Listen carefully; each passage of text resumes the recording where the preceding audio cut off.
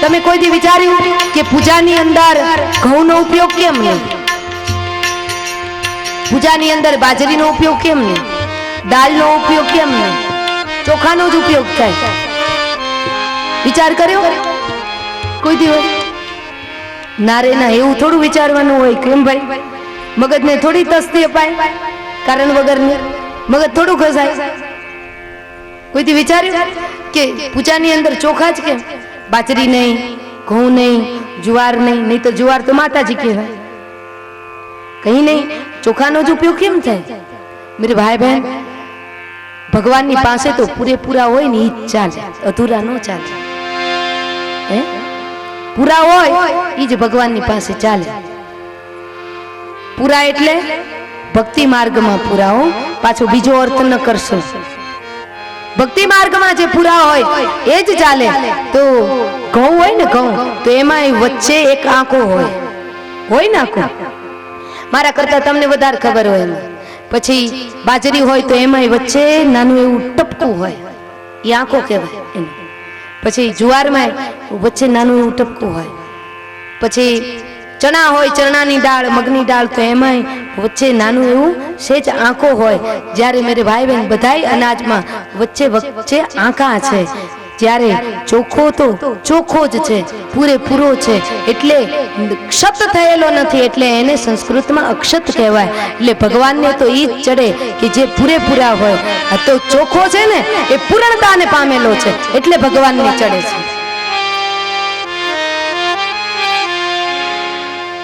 એટલે જગદંબા જાનકી વિદેહ નગરીમાંથી જ્યારે સાસરે વિદાય થયા ને, ત્યારે ચારેય તરફ મેરે ભાઈ બહેન ચોખાનો છંટકાવ કરતા ગયા અને મનોમન કહેતા ગયા, મારા પિતાના રાજ્ય ભંડારમાંથી જરા જેટલી પણ લક્ષ્મીજી ઓછી ન થવી જોઈએ. આજ પણ તમે મિથિલામાં જાઓ ને તો ત્યાં ડાંગર ચોખાનું ઉત્પાદન વધારે છે. જાનકીજીના આશીર્વાદના પરિણામે મિથિલામાં ડાંગર ચોખાનું ઉત્પાદન વધારે. મેરે ભાઈ બહેન, દીકરી એ તો પ્રેમનો દરિયો છે. ફરી એક વાર કહું કે જે ગૃહસ્થને દીકરી નથી ને, મેરે ભાઈ બહેન, એનો ગૃહસ્થ સૂનો છે, અધૂરો છે, ઉજ્જડ છે. જેને દીકરી નથી, હા, દીકરી એ તો વાલનો દરિયો છે, વાલનો દરિયો છે. દીકરાને નહીં દાજે, દીકરીને દાજશે. એક દીકરી મહેંદી ભરી અને ગણપતિજીની સ્થાપના પાસે બેઠી હતી. એના લગ્ન થવાના હતા. એટલે મીંઢોળ બાંધે ને કંઈક, એટલે મીંઢોળ બાંધ્યો હતો, હાથમાં મહેંદી, સારા વસ્ત્રો પહેર્યા હતા. બેનપણીઓ લગ્નના ગીત ગાતી હતી અને એ દીકરી ગણપતિજીની સ્થાપના પાસે બેઠી હતી. ત્યારે અહીંયા આમ લીંબુ લટકે એવી મૂછો વાળો પિતા, હો, હા, હિમાલય જેવો પિતા, કે કોઈ દિવસ કોઈને નમ્યો નહોતો. એ માણસ કોઈ દી કોઈને, એની આંખમાં કોઈ દી કોઈ આંસુ નહોતા દેખ્યા, એવો માણસ. પણ એ આવ્યો, દીકરીના લગ્ન થતા હતા, ઢીલો પડી ગયો. આવીને કહ્યું કે બેટા, એક વાત તને પૂછવા આવ્યો છું. દીકરી નાની હોય ત્યાં સુધી દીકરી છે, પણ જ્યારે એ મોટી થાય ને, ઉંમર લાયક, ત્યારે એ દીકરી પોતાના બાપની માં બનીને જીવન જીવતી હોય છે. શું કામ?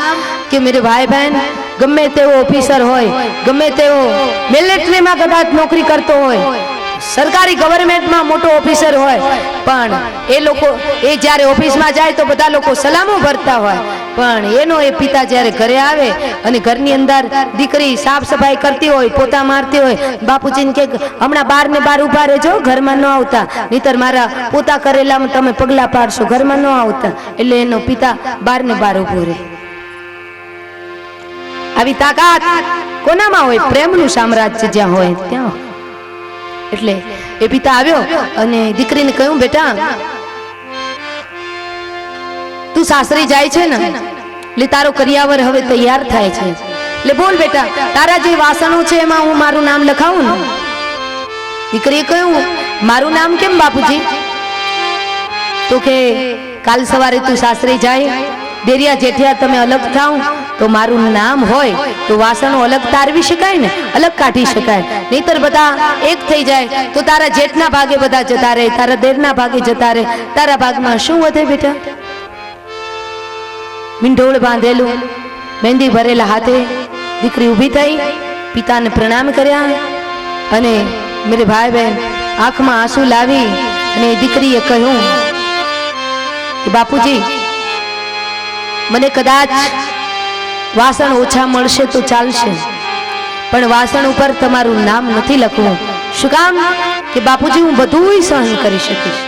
મને કદાચ એક વાસણનો કાંઠો નહીં મળે તોય હું ચલાવી લઈશ, પણ મારાથી એ સહન નહીં થાય, કારણ કે વાસણ ઉપર તમારું નામ લખ્યું હોય અને નામ ઉપર ધૂળ ચડે, રાખ ચોંટે, કારણ કે વાસણની સાફ સફાઈ થાય ત્યારે રાખ ચોંટે, એ અભેરાઈ ઉપર હોય ત્યારે રજ લાગે, તો બાપુજી એ મારાથી સહન નહીં થાય. મૂછોએ લીંબુ લટકતા હતા, પણ જ્યાં દીકરીનો આવો સ્વભાવ, દીકરીની આ વાત જ્યાં સાંભળીને ત્યારે એ પિતા ધ્રુસકે ને ધ્રુસકે રડી પડ્યો.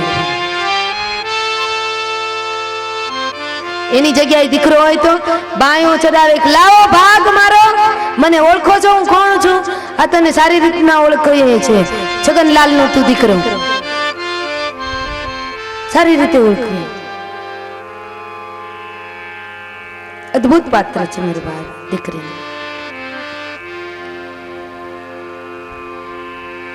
સ્વામી રામતીર્થ કાશ્મીરના બગીચામાં ફરતા હતા.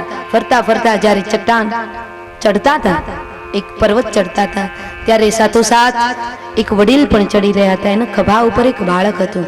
એટલે સ્વામી રામતીર્થની ઉંમર એ વખતે કંઈક 25-27 વર્ષની. એટલે સ્વામીજીએ કહ્યું કે મહારાજ, વડીલ દાદા, તમે આ ચટ્ટાન ચડો છો તો તમારા ખભા ઉપર જે બાળક છે, આપ વડીલ થઈ ગયા છો, વૃદ્ધ થઈ ગયા છો, એટલે તમને વજન લાગતું હોય તો એ બાળક મને આપી દો, હું મારા ખભા ઉપર રાખીને ચડાવી દઉં. ત્યારે એ વડીલે જવાબ આપ્યો કે સ્વામીજી, તમે તો વિરક્ત છો, ફક્કડ છો, સંન્યાસી છો, સંસારી નિવેદનાને તમે શું જાણી શકો? પણ સ્વામીજી એટલું કહું, મારા ખભા ઉપર જે સંતાન બેઠું છે ને, એ સંતાન જો દીકરો હોત તો એનો ભાર લાગત મને, પણ મારા ખભા ઉપર જે બેઠું છે ને સંતાન, એ મારી દીકરી છે, અને દીકરીનો ભાર એના બાપને કોઈ દી લાગે નહીં, તો પૃથ્વી રસા તાળ જાય. દીકરીનો ભાર પિતાને ન લાગે. આવું લાડકડી, આવું મીઠકડી ના, તમે સાપનો ભારો, તમે તો મારો તુલસી ક્યારો. એટલા માટે મેરે ભાઈ બહેન, બચાવાય એટલી દીકરીઓને બચાવજો. ભ્રૂણ હત્યા બંધ થાય, ભ્રૂણ હત્યા ઓછી થવી જોઈએ, થવી જ ન જોઈએ. શાસ્ત્રની અંદર બતાવ્યું દેવી ભાગવતમાં કે જે લોકો ભ્રૂણ હત્યા કરાવે છે દીકરાના લોભે, દીકરીઓ ગમતી નથી. અત્યારે વિજ્ઞાન ખૂબ આગળ વધ્યું અને જે ભ્રૂણ હત્યા કરાવે છે ને, તો મેરે ભાઈ બહેન મોટામાં મોટું પાપ કરે છે. પછી એ હજારો માં જગદંબાના અનુષ્ઠાન કરે, નવરાત્રીની અંદર માતાજીની આરતી ઉતારે, પણ એના ઉપર માં જગદંબા કોઈથી પ્રસન્ન ન થાય. શું કામ? ભ્રૂણ હત્યા કરાવે. દીકરી એ તો દેવ છે મેરે ભાઈ બહેન. ભ્રૂણ હત્યા કરાવનાર જે વ્યક્તિ છે ને, એને બીજા જન્મે સંતાન પ્રાપ્તિ થતી જ નથી. ઈશ્વરના અસ્તિત્વમાં હસ્તક્ષેપ કરે. અત્યારે દિવસે દિવસે કન્યાઓ ઘટતી જાય છે, દીકરીઓ ઘટતી જાય છે. ચિંતાનો વિષય છે મેરે ભાઈ બહેન. ઘણા લોકો અમને કહે કે વ્યાસપીઠ ઉપરથી આ સૂચન આપવામાં આવે, પણ મેરે ભાઈ બહેન, વ્યાસપીઠ ઉપર તો બરાબર છે અમે કહીએ, પણ લોકો જ્યારે મનથી સમજશે, પણ જ્યારે પૂરેપૂરી કટોકટી આવશે ને, ત્યારે સમજાશે. અમારી માતાઓને છે ને દીકરીઓ ઓછી ગમે, દીકરા બહુ ગમે. આપણે કહીએ કે બસ નરવા છો ને, સંતાન પ્રાપ્તિ થઈ તો કે હા માંડવો આવ્યો, જાણે કેમ એનું 7 પેટીનું ભેગું કરેલું ખાઈ જવાની હોય વહેલી ઉઠીને. માંડવો આવ્યો. પણ યાદ રાખજો કે જગતની અંદર દીકરો છે ને, એ કદાચ માવતરને મૂકવા વૃદ્ધાશ્રમની અંદર જશે, પણ આ દેશની દીકરી કોઈ દિવસ એના માવતરને મૂકવા વૃદ્ધાશ્રમમાં નહીં જાય. દીકરી એ તો વાલનો દરિયો છે. શિવ સંકલ્પની અંદર બતાવ્યું દરેક ગૃહસ્થને ત્યાં સારું સંતાન દીકરો હોવો એ ગૃહસ્થનું પરમ ભાગ્ય છે. અને બીજું ભાગ્ય કયું કે એને ત્યાં સારી દીકરી હોવી એ મોટામાં મોટું એનું સદભાગ્ય છે. દીકરો કદાચ ગમે તેટલો મહાન હશે એક કુળને તારશે, પણ દીકરી મહાન હશે તો બે કુળનો ઉદ્ધાર કરશે. દીકરી તો દીવો છે મેરે ભાઈ બહેન, બે કુળ વચ્ચેનો દીવો છે.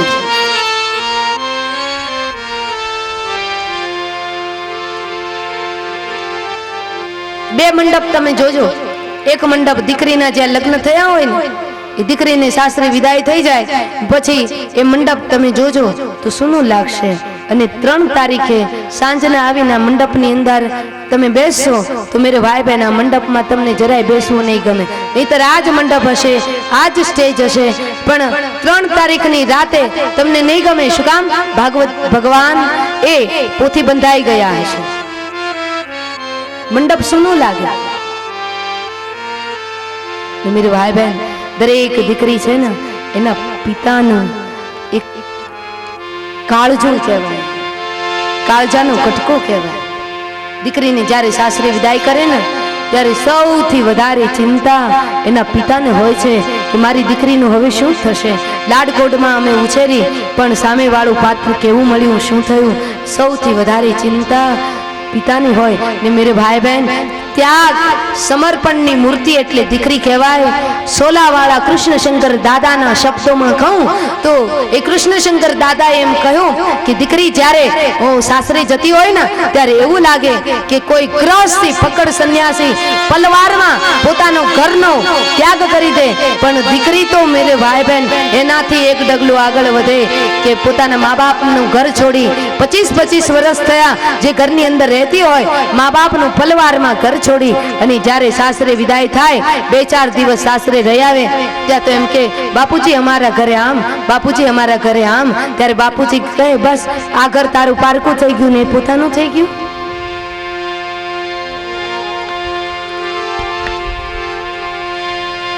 કાળજા કેરો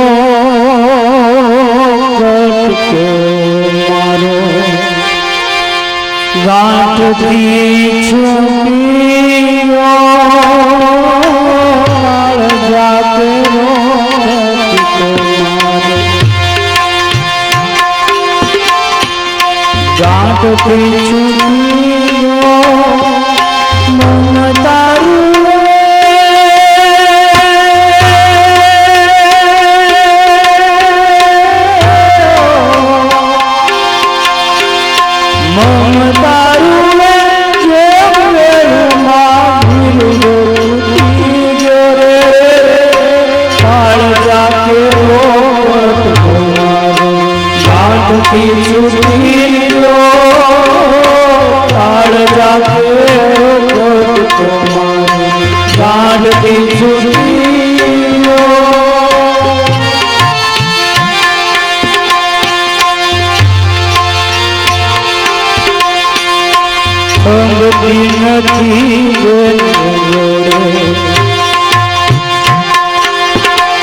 आज दिन में थमी गो थमती નથી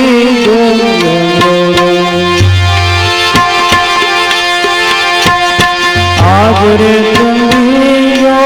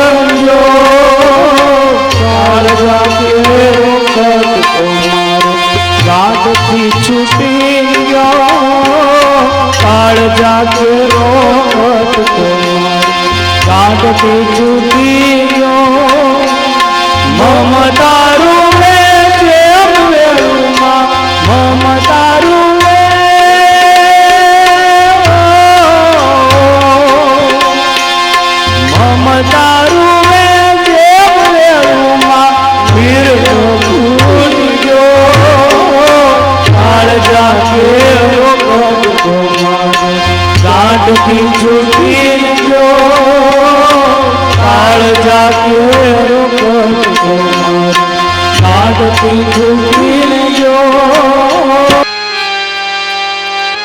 પણ દિવસે દિવસે ખબર નહીં આ કપડાના મિલો બંધ થવા લાગ્યા હોય એમ ફેશનો કેટલી બધી આવી.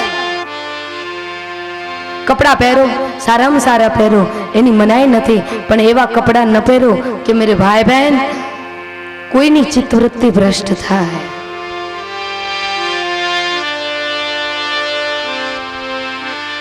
મારા દેશની બેન બેટી કોઈ ભૂખ્યા નજરથી જોવે મેરે ભાઈ બહેન એ ભારતીય પરંપરાને જરા પણ મંજૂર નથી.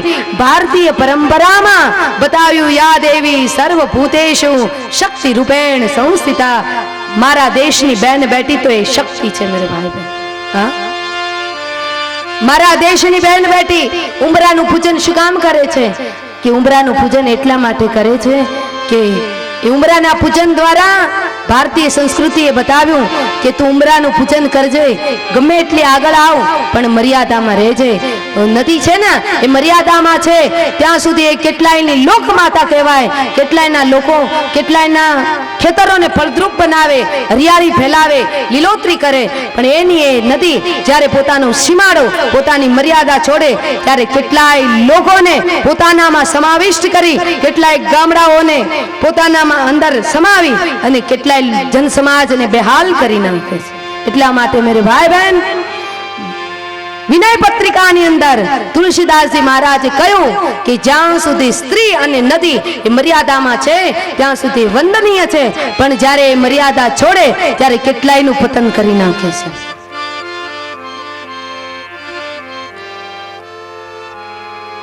ઊંચી એડી વાળા ચંપલ પહેરો એ તો ઠીક છે, નો જ પહેરાય, પણ વિચારો ઊંચા રાખજો. હા, ખેતરમાં કામ કરવા હોય ઊંચી એડી વાળા ચંપલ લેવડાવે. લો હવે ઊંચી એડી વાળા ચંપલ એડી તૂટી જશે અને નખામાં પગ મચકોડાઈ જશે, 6 મહિનાનું ખાટલું થશે, રેવા દે. આયુર્વેદ એવું ના પાડે છે કે પગના તલીના સ્નાયુઓ સીધા આંખની સાથે જોડાયેલા રહે છે, એટલા માટે થઈ અને ઊંચી એડીના ચંપલ ક્યારે ન પહેરાય, કારણ કે પગના સ્નાયુને નુકસાન થાય તો આંખમાં ચશ્મા જલ્દી આવે. અને મેરે ભાઈ બહેન કથા સાંભળ્યા પછી વાત આવી છે તો કહી દઉં કે આ કથા મંડપની અંદર આજે નંદ મહોત્સવ માટે આપણે જઈ રહ્યા છે. હમણાં નંદ મહોત્સવ થવાનો છે. કથા મંડપની અંદર જેટલા ભાવિક ભક્તો વૈષ્ણવજનો બેઠા છે એની પાસે હું કરબદ્ધ પ્રાર્થના કરું કે આજે તમે એવો સંકલ્પ લેજો કે આપણે કૃષ્ણના ભક્ત છીએ, દ્વારિકાનાથના ભક્ત છીએ, તો દ્વારિકાનાથ નો ઈષ્ટદેવ કોણ છે? દ્વારિકાનાથના ઈષ્ટદેવ માં ભગવતી ગૌ માતા છે. તો કથા મંડપની અંદર બેઠા પછી એવો આજ સંકલ્પ કરવાનો કે આજથી મારા જિંદગીની અંદર ચામડાની વસ્તુનો ક્યારે ઉપયોગ નહીં કરું. શું કામ? કે આપણે જે ચામડું પગની અંદર પહેરીએ, કોઈ પર્સ રાખે, કોઈ બેલ્ટ બાંધે, ઘણા લોકો તો બેલ્ટ બાંધે, અહીંયા તો બરાબર છે અને ગુજરાતની અંદર બેલ્ટ બાંધીને જ્યારે પોથીજીને આરતી ઉતારવા માટે આવે ને તો હું એને કાનમાં કહી દઉં બેલ્ટ તારો કાઢી હું જાતો. શું કામ? પટ્ટો કેડે બાંધવાનો પટ્ટો આવે ને એને બેલ્ટ કહેવાય, તો ઇન્સર્ટ કરવા માટે એ બેલ્ટ સારો રહે. ચામડાની વસ્તુનો ઉપયોગ કરવાની ના એટલા માટે પાડીએ છીએ કે મેરે ભાઈ બહેન એ ચામડાની વસ્તુમાં ક્યાંક જો ગાયનું ચામડું આવી ગયું ને તો આપણી 7 જન્મની કરેલી સાધના, 7 જન્મની કરેલું પુણ્ય, 7 જન્મનું કરેલું દાન, જે કંઈ કર્યું હશે ને 7 જન્મનું એ બધું નષ્ટ થઈ જશે. જો પગની અંદર કે કોઈ પણ વસ્તુના ઉપયોગમાં જો ગાયનું ચામડું આવી ગયું, મેરે ભાઈ બહેન ગાયની અંદર તો 33 કરોડ દેવતાઓ છે, એની આપણે વંદના કરવાની હોય, એની સેવા કરવાની હોય, એની વસ્તુનો ઉપયોગ આપણાથી ન કરાય. શું કામ? આપણે હિન્દુ છીએ.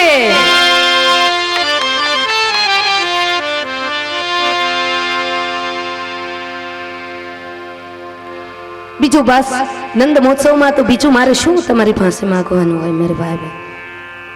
ચામડાની વસ્તુ જ્યાં બેઠા હો તમને સંકલ્પ જાગે, મારી હૃદયની વાત જો તમારા હૈયા સુધી નીકળે, હૈયા સુધી જો પહોંચે, પણ મેરે ભાઈ બહેન મારા આત્માના વિનોબા ભાવે એમ કહેતા કે આત્માની વાણી જે છે ને એ એટમ બોમ્બ કરતા પણ વધારે કામ કરી જતી હોય છે.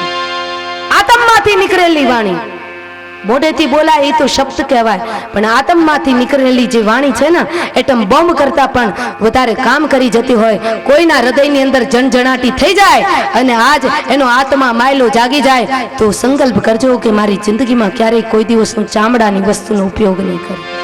બીજું કે આપણા દેશની અંદર ભારતમાં ભ્રૂણ હત્યાઓ ન થવી જોઈએ. અને ત્રીજું કે દીકરીઓને શિક્ષણ આપજો. આજકાલ આપણા સૌરાષ્ટ્ર કાઠિયાવાડની અંદર દીકરીઓની બહુ કમી છે. પછી આમ ગોધરાથી લઈ આવે બહારથી, કોઈ જાત ન હોય, કોઈ ભાત ન હોય, કોઈ નાત ન હોય, કોઈ ગોત્ર ન હોય, આપણી ભાષા એને આવડતી ન હોય, આપણે કહીએ કંઈ એ સમજે કાંઈ, અને એવા સાથે આપણા દીકરાના લગ્ન થાય એ પછી શું સારા સંતાનોની પ્રાપ્તિ થાય મેરે ભાઈ? સારા સંતાનોની પ્રાપ્તિ માટે ઉજ્જવળ, શીલવાન, કુલવાન દીકરીની જરૂર છે આ દેશને મેરે ભાઈ બહેન. અમને એક વડીલ મળ્યા અને એ વડીલ નો દીકરો 50,000 નો પગારદાર. પછી મને કહ્યું કે માતાજી મારા દીકરાના લગ્ન કરવા છે પણ યોગ્ય કન્યા નથી મળતી. મેં કીધું આપણો દીકરો તો મેં કીધું સરસ રૂડો રૂપાળો 50,000 નો પગારદાર, આટલો બધો ભણેલો ગણેલો, સામેથી દીકરીઓ મળવી જોઈએ, તમને કેમ કન્યા નથી મળતી? તો કે કન્યા તો ઘણી બધી આવે છે પણ મારે તો મારા ઘરની અંદર એવી દીકરી જોઈએ છે કે હાલતા ચાલતા ભલે એને રામાયણની એક જ ચોપાઈ આવડતી હોય, ભાગવતજીનો એક જ શ્લોક આવડતો હોય, ગીતાજીનો એક જ શ્લોક આવડતો હોય, પણ હાલતા ચાલતા ભગવાનનું નામ સ્મરણ કરે. અને હું જ્યારે મારું મૃત્યુ થાય ને ત્યારે મારા કાનની અંદર મારા દીકરાની વહુ, દીકરો તો કદાચ હાજર ન હોય મને પાણી પાવા માટે, પણ દીકરાની વહુ મને એ ગીતાજીનો એક શ્લોક બોલી અને પાણી પાય ને તો મારી આત્માને શાંતિ મળે. મારે તો એવી દીકરી જોઈએ છે, એટલે દીકરી નથી મળતી. તમારા દીકરીઓને સંસ્કારો એવા આપો કે સંસ્કારો કોઈ દિવસ ખૂટે ને વધત વધત વધત દિન દિન વધતા જ જાય સંસ્કારો. પછી એ દીકરીઓ લઈ આવે ગોધરાથી, ગમે ત્યાં સુધી રે, એને ગોઠે ત્યાં સુધી રે આપણા ઘરની અંદર. પછી મેળ ન પડે તો કે હું પિયરે જાઉં ત્યાં રે ઘરની અંદર. એને તો પછી 1 મહિનામાં બધી ખબર પડી જાય ક્યાં કઈ વસ્તુ રાખે છે, એટલે કિંમતી દાગીના ને બધું પોટલી વાળી જાય. પછી આપણે ફોન કરીએ કે હવે ક્યારે આવવાનું? તો કે ટાટા બાય બાય, હવે હું નથી આવવાની. કોર્ટની જરૂર ન પડે, વકીલની જરૂર ન પડે, એમને છૂટાછેડા થઈ જાય. આવા ગ્રસ્તાશ્રમ મંડાણ થાય તો શું, ન થાય તો શું મેરે ભાઈ? આ દેશની જરૂર છે સંસ્કારી દીકરીની જરૂર છે કે સંસ્કારી દીકરી હશે તો એ બીજા કુળમાં જશે, બીજા કુળમાં જશે તો આ દેશને સુંદર સંત શુરા અને ભક્તો આપી શકશે. મેરે ભાઈ બહેન, સ્ત્રીનું સૌથી મોટું કર્તવ્ય એ છે, એ લગ્ન થવાથી પૂજનીય નથી ગણાતી, પણ જ્યારે આ દેશની સ્ત્રી કોઈ સંત શુરા અને ભક્તને જન્મ આપે છે ત્યારે ભારતમાં હિમાલય અને ગંગાજી પણ તેને પ્રણામ કરે છે.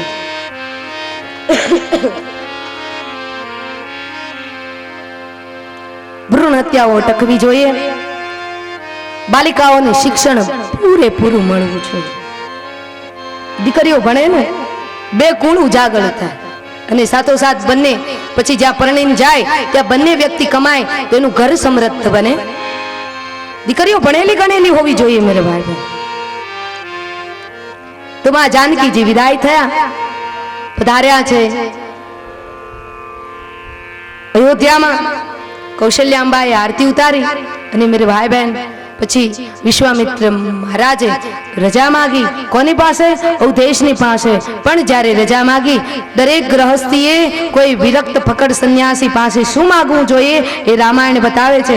જ્યારે રજા માંગી ને ત્યારે વિશ્વામિત્ર બાપજીની પાસે અવધેશ કહે છે કે હું અને મારો પરિવાર આપના બધાના દાસ છીએ. જ્યારે જ્યારે તમને અવસર મળે તમારી તપસ્થલીમાંથી ત્યારે ત્યારે તમે આવતા રહેજો અમારા ઘરે. શું કામ? અમારા ઘરના સંસ્કારો સુધરે. મા બાપ શું કરે છે, ક્યાં જાય છે, એનો બધો આધાર રાખે છે એના બાળકો ઉપર. એની માં જો મંદિરે લઈ જતી હશે આંગળી પકડીને તો એનો છોરો કે છોરી પછી એવા જ થશે. મોટા થશે તો એ મંદિરે જશે, કથામાં જ જશે, બીજે ક્યાં આડેવડે રસ્તે નહીં જાય. માનું એક કર્તવ્ય છે.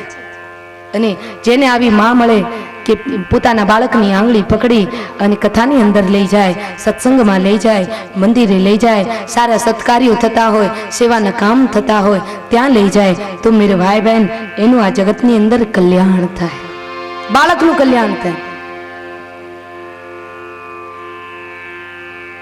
આપ બધા કદાચ જાણતા હશો, પણ સત્તાધાર નામ કેમ પડ્યું?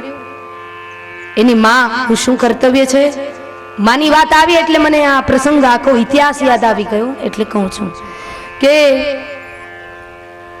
એક દિવસ ચલાલાની અંદર ભગવાન શ્યામ સુંદરની આરતી ઉતરતી હતી અને આરતી ઉતરી ગઈ એટલે પછી આરતી આપવા માટે જે પૂજારી જે હતા એ છેક સુધી બધા ભક્તોને આરતી આપવા માટે ગયા અને બાર ડેલાની બાર પણ ભક્તો સમાતા નહોતા.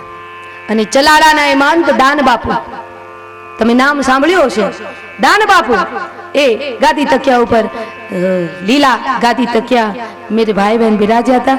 કારણ કે આ નિજિયા ધર્મ બધો એક સાથે થયો. આ બાજુ દાન બાપુ, પછી થાનગઢની અંદર મેરે ભાઈ બહેન આપો જાદરો, આપા વિસામણ એ ત્યાં થયા.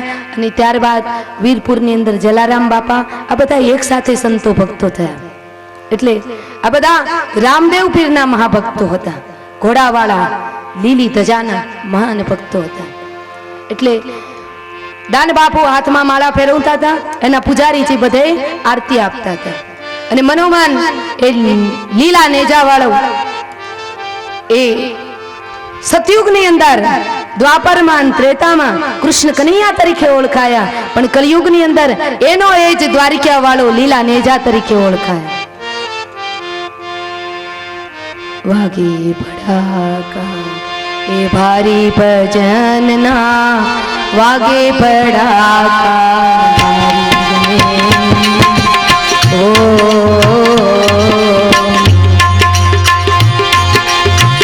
વાગે ભડાકા હરી ભજનના, વાગે ભડાકા હરી રે ઓ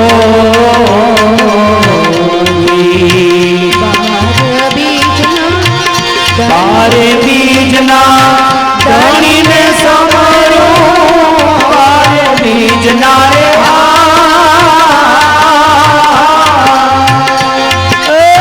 ધણીને સમરો, નકળંગને જાધારી ભજનના, નકળંગને જાધારી ભજનના, વાગે ભડાકા હરી રે.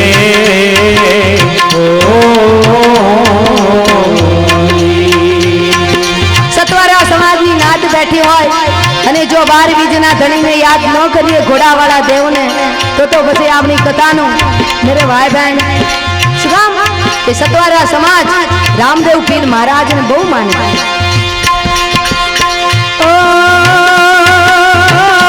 ભલે ભલે પીર રામદેવ સમરો, ઈ છે અલખ અવતારી રે ઓ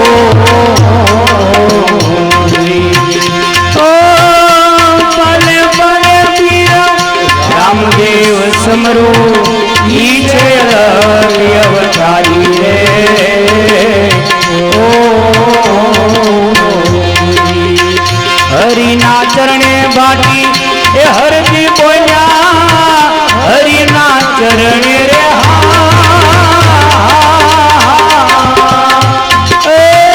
હરજી બોલ્યા, ધણી ધારો છે ને ધારી ભજનના, વાગે ભડાકા મારી રે ઓ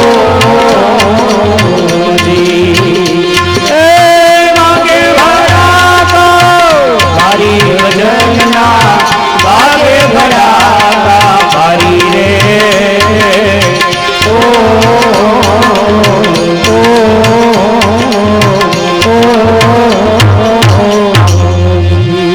તે દાન બાપુ નકળંગ નેજાધારીને આરાધતા હતા. આરતી બધે ફરી રહી હતી, ચલાડાની બનેલી ઘટના હો. અને મેરે ભાઈ બહેન એક વખત આ સાયંકાળ સંધ્યાનો સમય અને આરતી ફરતા ફરતા એ પૂજારીજી છેક ડેલાની બહાર ગયા તો ત્યાં એક 25 વર્ષની યુવાન મહિલા પોતાની ગોદમાં 1.5 મહિનાનું બાળક બેઠા છે. પણ એ મહિલા જે હતી ને એ મુસ્લિમ હતી. એટલે એ મહિલાએ પૂજારીજીને પૂછ્યું, પૂજારીજી મારાથી આરતી લેવાય? તો કે કેમ ન લેવાય બેન? તો કે અમે જાતની હું મુસલમાન છું, ગધઈ મુસલમાન, મારાથી આરતી લેવાય? તો કે હા, કારણ કે હરિના દરબારમાં, અલખ ધણીના દરબારમાં તો 18 આલમ એક કહેવાય. બેન આરતી લઈ લે. જ્યાં આરતી લેવા ગઈ ને ત્યાં તો ધ્રુસકે ધ્રુસકે રડી પડી. તુરંત પૂજારીજી કહ્યું, બેન બેટા તમને આટલું બધું શેનું દુઃખ છે, તમે રડી પડ્યા? ચાલો ચાલો, દાન બાપુ અલખને આરાધી રહ્યા છે, ગાદી તકિયા ઉપર બિરાજમાન છે, તમે આવો દાન બાપુને પ્રણામ કરશો. દાન બાપુનું લોહી કાઠીનું દૂધ હતું. દાન બાપુ પાસે તમે આવો, ચરણ એની પાસે સ્પર્શ કરો અને તમારું મસ્તક નમાવો. દાન બાપુ તમારા દુઃખનો અંત લાવી દેશે, કારણ કે ઓલિયાનો અવતાર કહેવાય છે દાન બાપુ. ચાલો ચાલો. અને બેન 25 વર્ષની ખોળામાં 1.5 મહિનાનું દીકરો ને આવી દાન બાપુને પ્રણામ કર્યા. દાન બાપુને પ્રણામ કર્યા, છોકરાને પગે લગાડ્યો અને દાન બાપુને બધી વાત કરી કે દાન બાપુ હું ગધઈ મુસલમાનની દીકરી, મારા લગ્ન થયા પણ મારા કર્મ એવા હશે ને તો હું વિધવા બની, ભર જુવાનીમાં વિધવા બની. મારા પરિવારના સભ્યોએ મને ધરાર કહ્યું કે તારા બીજા લગ્ન કરી નાખે. જો અલ્લાહ પૈગંબરે મારા ભાગ્યમાં સુખ માંડ્યું હોત તો મારા આ પતિદેવ શું કામ મૃત્યુ પામત? પણ મારા ભાગ્યમાં સુખ જ નહોતું, એટલે મેં બીજા લગ્ન કરવાનું માંડી વાળ્યું. અને દાન બાપુ જો કદાચ બીજા લગ્ન હું કરું તો મારા આ બાળકનું શું થાય? આનું નામ તો માં કહેવાય. એટલે તો કહેવાયું કે મેરે ભાઈ બહેન ઘોડાનું અસવાર પિતા ભલે મરે પણ રેટિયાની કાટનારી માં ન મરવી જોઈએ. મારા બાળકનું શું થાય? એટલે મારે બીજા લગ્ન નહોતા કરવા અને મધ્યરાત્રિએ હું મારા ઘરેથી ભાગીને આવી છું. મેં તમારા પ્રશંસાઓ સાંભળી છે કે તમે દુખિયાના બેલી છો, ગરીબોના બેલી છો, તો બાપુ મને તમારા આ જગ્યાની અંદર રાખશો? દાન બાપુ ચલાડાના ઠાકોરના જે સેવક દાન બાપુ એ કમી દ્રષ્ટિ નજરે એ બેનની સામું જોઈ રહ્યા ને કહ્યું કે બેન બેટા આ તારા બાપનું જ ઘર છે, આથી એમ માનજે. એવું ન માનીશ કે આ પારકું છે, પરાયું છે. આ તારા પિતાનું જ ઘર છે એમ માનીને તું રહેજે. પણ તારા દીકરાનું કઈ નામ પાડ્યું? તો કે ના બાપુ કઈ નામ તો પાડ્યું નથી. આ દીકરો હજી 1.5 મહિનાનું થયો એટલે કશું નામ નથી પાડ્યું.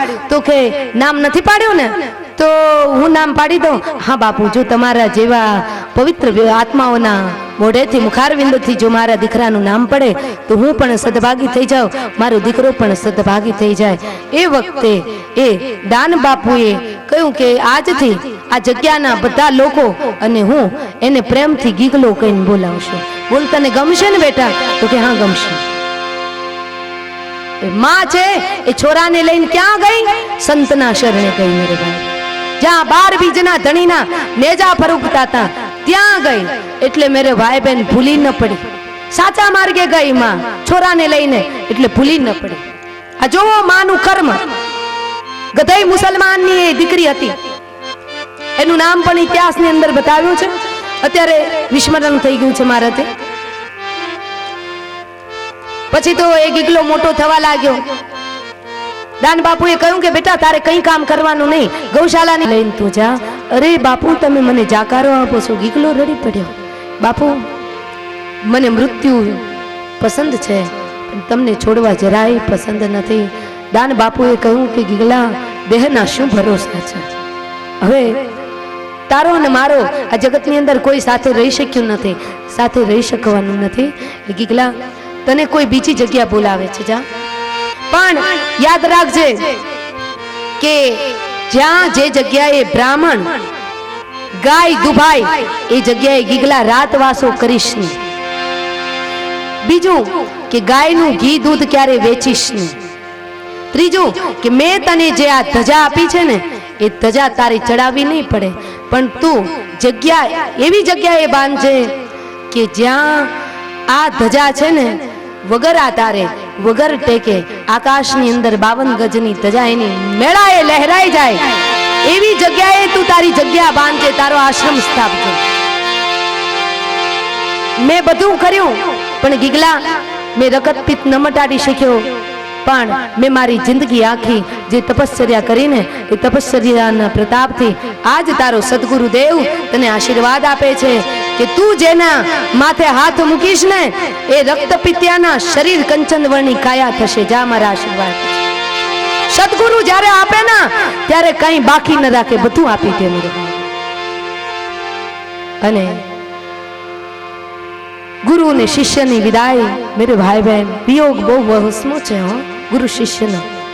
અને એ ગીગલો નીકળ્યો ગુરુજીનો આદેશ માની, અને એ ગીગલો જ્યારે નીકળ્યો બરાબર એ જ વખતે એ ગીગલો ગાયોનું ધણ લઈ ફરતા ફરતા એ સોરઠમાં જે આંબાજળ નદીનો કાંઠો, અને આંબાજળ નદીને કાંઠે આવ્યા ને તો એ નદીને કાંઠે જે મેરે ભાઈ બહેન સરસ મજાની જગ્યા હતી, હાથમાં જે ધજા હતી ને એ ધજા આકાશ માર્ગે વગર આધારે વગર ટેકે લહેરાઈ ગઈ. એટલા માટે થઈ સતને આધારે 12 બીજના ધણીની 52 ગજની ધજા આકાશ માર્ગે લહેરાણી, એટલે એ જગ્યાનું નામ પડ્યું સતને આધારે. એ જગ્યા ચાલી એટલે એ જગ્યાનું નામ પડ્યું સતાધાર. તીર્થ કરવું હોય જો તારે એ જીવડા બીજે જાતો નહીં. સાચું તીર્થ સતાધાર છે, ભવ બીજે ભટકાતો નહીં. તીર્થ કરવું રે હોય જો તારે જીવડા બીજે જાતો નહીં. સાચું તીર્થ સતાધાર છે, અવળ તું અટકાતો નહીં. ગીગડા પીરનું ચરણું ગ્રહી લે, અવળે ક્યાંય અટકાતો નહીં. શામળિયો તો સતાધાર છે, ગુણ બીજાના ગાતો નહીં.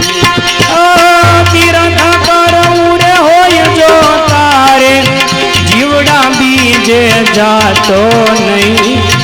સાચું તીર્થ સતાધાર છે, બહુ બીજે ભટકાતો નહીં.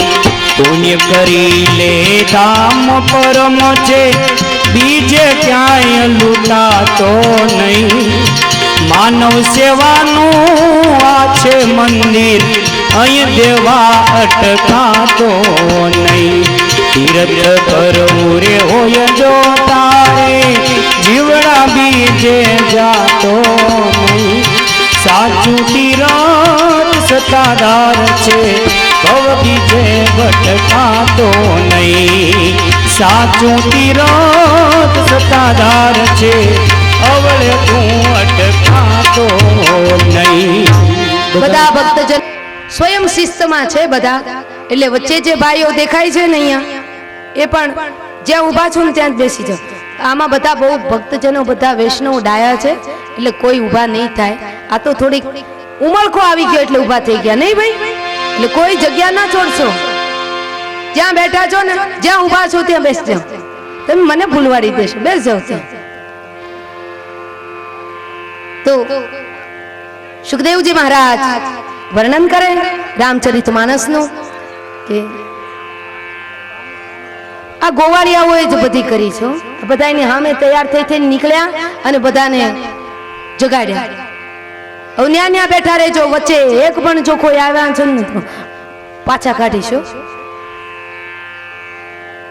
બોલી હનુમાનજી મહારાજ કી. મને મંડપમાં કોઈ ઊભું થયેલું ન દેખાવું જોઈએ. જો કોઈ ઊભા થાય તો એને પોતાના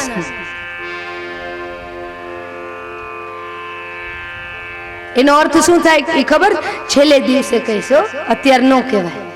તમને એમ થાય કે માતાજી પોતાના સમજે છે, એવું કઈ હોય પણ એ પોતાના સમય એટલે એનો અર્થ કંઈક બીજોય થાય છે. એટલે પણ એ છેલ્લે દિવસે કહીશ, અત્યારે નહીં કહું. એનું રહસ્ય છેલ્લે દિવસે ખોલીશ. કોઈ માતાઓને દોરી ઠેકીને ક્યાંય જવા ન દેશો. જાનકીજીનું અપહરણ થયું. જાનકીજીને મેળવવા માટે રાવણને સમજાવવામાં આવ્યો, સમજાવ્યો નહીં. અને પછી એ જ વખતે ભગવાન રાઘવેન્દ્ર સરકાર વિચાર કરે કે રાવણ એ બ્રાહ્મણ છે, એને કેમ મારો, એ માટે થઈ ઉદાસ થઈને બેસી ગયા. એટલા માટે એ જ વખતે નારદજી આવ્યા. નારદજીએ કહ્યું કે રાઘવેન્દ્ર સરકાર ઉદાસ થવાની જરૂર નથી, કારણ કે રાવણ બ્રાહ્મણ છે, એને મારવા માટે તમે ક્ષત્રિય એના ઉપર હથિયાર ન ગામી શકો. એનો તમે ધર્મ સંકટમાં મુકાયો છો. એટલા માટે થઈ અને તમે જગદંબાનું અનુષ્ઠાન કરો, માં ભવાનીનું નવરાત્રીનું અનુષ્ઠાન કરો. અને એ આસો મહિનાની નવરાત્રીનું અનુષ્ઠાન ભગવાન રાઘવેન્દ્ર સરકારે કર્યું. અને દશેરાને દિવસે માં જગદંબા પ્રગટ થયા. રામજીના લલાટ ઉપર વિજયનું તિલક કર્યું અને વિજયાદશમી મૈયા પ્રગટ થયા. એટલે દશેરાને વિજયાદશમી કહેવાય છે. ઘણા લોકો કહે કે રાવણ વિજયાદશમી દિવસે મરાયો. ના, વિજયાદશમી દિવસે નથી મરાયો. વિજયાદશમી દિવસે તો રામજીના લલાટ ઉપર જગદંબાએ વિજયનું તિલક કર્યું. એટલે દશેરા વિજયાદશમી કહેવાય છે.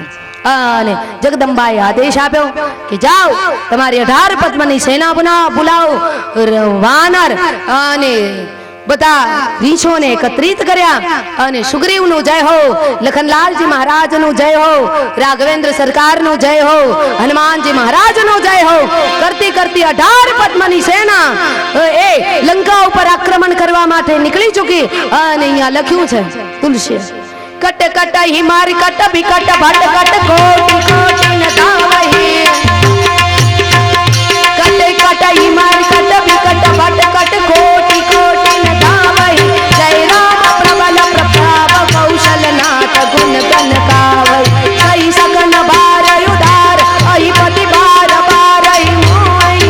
કઈ સગન બાર અહિપતિ બાર બાર મોય. કટ કટ હિમાર કટ બિકટ ભટ કટ કોટી કોટી ન ગાવહી. જય રામ પ્રબલ પ્રતાપ કૌશલ નાથ ગુણ ગન ગાવહી. રામજીનું જય હો, લખનલાલજી મહારાજનું જય હો કરતા કરતા બધા નીકળ્યા અને એ લંકાના સમરાંગણની અંદર પહોંચ્યા. પહેલા જ દિવસે લંકાની અંદર અડધું સૈન્ય હતું, એનો વિનાશ થયો. અને ત્યારબાદ રાવણ અને રામજીનું ભયંકર યુદ્ધ થયું. એ વખતે રામજી અને રાવણ સામે આવ્યા. આકાશ માર્ગે ભગવતી પ્રગટ થયા અને રામજીના ધનુષ્ય બાણ ઉપર આરૂઢ થયા. અને રાઘવેન્દ્ર સરકારે પોતાના સારંગમાંથી 31 બાણ છોડ્યા. અને 10 બાણ થી રાવણના 10 મસ્તક, 20 બાણ 20 ભુજાઓ અને 31 બાણ રાવણની નાભીમાં જ્યાં વાગ્યું. બિરાજમાન છો તો કંઈક જલપાન કરી લો, ફળાહાર કરવો હોય તો કરી લો. ત્યારે પરીક્ષિત મહારાજ કહ્યું, નહીં ગુરુવર્યા, હવે મને જળપાનની પ્યાસ નથી લાગી, ફળાહાર કરવા માટેની ક્ષુધા નથી લાગી. હવે તો મારે મારા નંદના જે છૈયા છે ભગવાન કૃષ્ણની કથા સાંભળવાનો હજી વધારે ઉછાળો ઉછળી રહ્યો છે. અને મને હૃદયની અંદર એ બતાવો કે ભગવાન કૃષ્ણ એ દેવકીના સંતાન છતાંય એ નંદ બાબાના દીકરા શા માટે કહેવાયા, યશોદા નંદન શા માટે કહેવાયા? જ્યાં પ્રશ્ન પૂછો ને ત્યારે સુખદેવજી મહારાજે કહ્યું, શ્રી શુકવાચ કથિતો વંશ વિસ્તારો ભવતાસો સૂર્યયો રાગનામ ચોભય વંશ્યાનામ ચરિતમ પરમાર્થિતમ. સુખદેવજી મહારાજને જ્યારે આવો પ્રશ્ન પૂછ્યો ને ત્યારે સુખદેવજી મહારાજે પરીક્ષિત મહારાજને સાધુવાદ સાધુવાદ કહી પ્રશંસા છે અને કહ્યું છે કે તમે આવો મને પ્રશ્ન પૂછો, આજ મારા હૃદયની અંદર કૃષ્ણ કથા ઉછાળા મારવા લાગે છે. સુખદેવજીએ કૃષ્ણ જન્મના મંડાણ કરતા બતાવ્યું કે ઉગ્રસેન રાજાની કન્યા દેવકી, પણ દેવક રાજાએ એને ગોદે લીધા એટલે એનું નામ પડ્યું દેવકી. તો એ ઉગ્રસેન રાજાની દીકરી એમને વળાવવા માટે એના લગ્ન કોની સાથે થયા? વસુદેવ આનક દુંદુભી. વસુદેવજીનું બીજું નામ આનક દુંદુભી છે. જ્યારે વસુદેવજીના લગ્ન થયા ને, અરે વસુદેવજીનો જ્યારે જન્મ થયો ને, ત્યારે દેવતાઓના દુદુંભી વાગ્યા, એટલે એનું નામ વસુદેવજીનું બીજું નામ આનક દુંદુભી પડ્યું છે. અને વસુદેવજી અને દેવકીજીના લગ્ન સંપન્ન થયા તો આજ કંસને થયું કે મારી લાડક વાયેલી બેન છે, બહુ પ્યારી બેન છે, એટલે હું એને મારા જ રથની અંદર બિરાજમાન થાવ, બીજો કોઈ સારથી ન બને. આજે હું સારથી બની અને મારી બેનને હું સાસરે વળાવવા માટે જાઉં. અને કંસ આજે પોતે સારથી બન્યો, પોતાના બેન બનેવીને રથની અંદર બિરાજમાન કર્યા. અડધે રસ્તે પહોંચ્યા ત્યાં તો આકાશવાણી થઈ કે હે કંસ, તું જેને સાસરે વિદાય કરવા માટે જઈ રહ્યો છે એ દેવકીનું 8મું સંતાન તારો કાળ બનીને આવશે.